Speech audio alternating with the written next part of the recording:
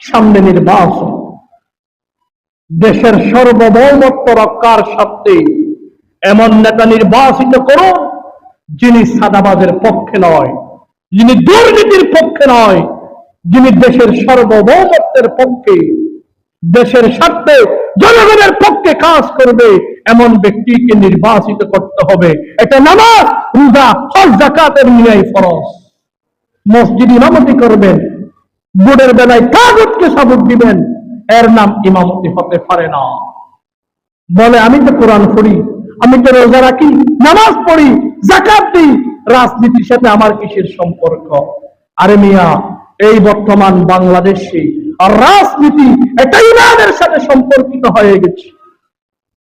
আপনারা দেখেন না, বিগত ফ্যাসিস্ট রমজানে ইফতার মাহফিলে বলছে মুসলমানের 90% অধিক মুসলমানের দেশ, বলছে এখানে ইফতার মাহফিলের নামে কোন কোরআনের প্রোগ্রাম করা যাবে না।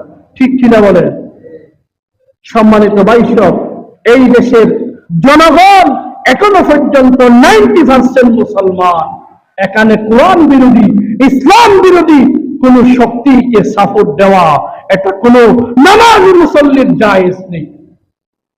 সম্মানিত হাজিরিন, আল্লাহ রাসূল বলেছেন এই দুনিয়াতে আযাব এবং গজব আসার, ভূমিকম্প আসার আরেকটি কারণ হচ্ছে ওয়ামা লাম তাহকুম আইম্মাতুহুম বিকিতাবিল্লাহ। যখন দেশের প্রধানমন্ত্রী, দেশের শাসক গোষ্ঠী যখন সরাসরি আল্লাহর কোরআনের বিরোধী তারা অবস্থান নেবে, তখন তাদের কারণে ওয়ায়াতাখায়্যারু মিম্মা আনজালাল্লাহু ইল্লা জাআলাল্লাহু বা'সুহুম বাইনাহুম। যখন তারা আল্লাহর কোরআন বিরোধী কাজ করার জন্য শাসক গোষ্ঠী নিযুক্ত হয়ে যাবে, তখন তাদের ভিতরে যখন ভাগ বাটোয়ারা মিলবে না, তখন তারা একদল কর্মী আরেক দলের কর্মীকে হত্যা করবে। আল্লাহ রাসূল 1000 বছর আগে বলে দিয়েছেন।